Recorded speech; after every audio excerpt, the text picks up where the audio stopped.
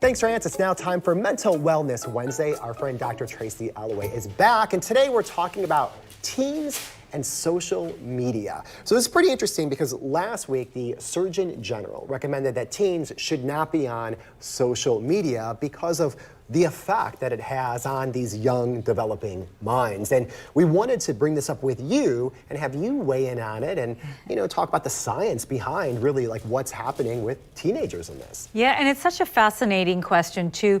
One of the main reasons this point was made by the Surgeon General is around the idea of identity formation. That in these formative years, the tweens, the teens, your exposure to external information is really critical. And often we think about it in the context of dopamine, the reward system. Yeah. You watch something, you're rewarded, you keep watching that. But a recent brain imaging study found an alternative way for how teens are forming their identity, and that's a value system. What do they value? Do they value popularity? Do they value acceptance? Do they value grades, a kind of long-term goal?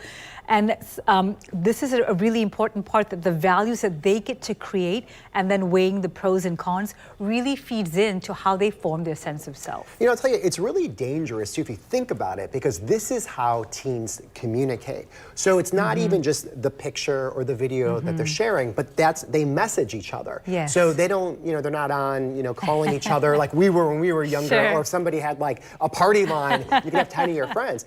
This is how they communicate. So it's almost impossible to take them off of social media altogether, because if you do, again, it's their social life. Yes, you're isolating them, and that's never the goal. It's never the goal to go backwards in time and try to recreate something else. So as a parent, there are 3 things that we can do to support our children's use of social media, especially in those formative years.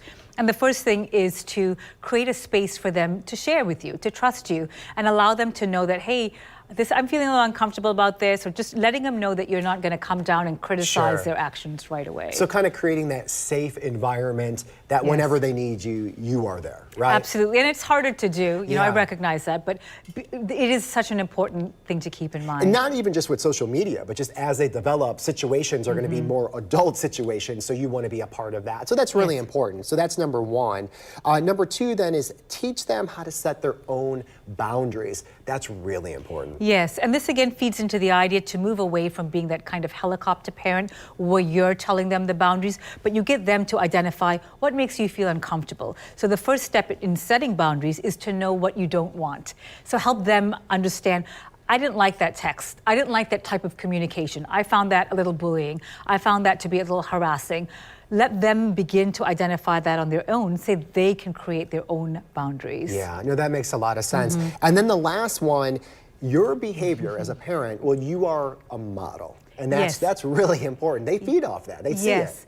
And psychologists call this the idea of accidental identity. That as parents, we may accidentally form our own child's identity. If we're highly critical, the child begins to learn that, I just need to be quiet. If I don't speak, I don't get yelled at. Or if the parent is always saying, oh, you're talking so loudly, again, the child internalizes that and uses that to form the identity to be quiet, to be calm, not to interfere. And so just to be aware of that as a parent, the language that you use to communicate to your child forms their identity accidentally as well. Yeah, no, that's really important. So you got to be careful with what you're saying and how you are saying it. Tracy, thank you so much for being on the show. If people want to learn more, your website is a great resource. I appreciate that, Mark. I'm on tracyalloway.com. Lots of video clips, including this segment. My books are available there, and I'd love for you to come check it out. Well, thanks again. We appreciate it. Stick around, more to come right after this.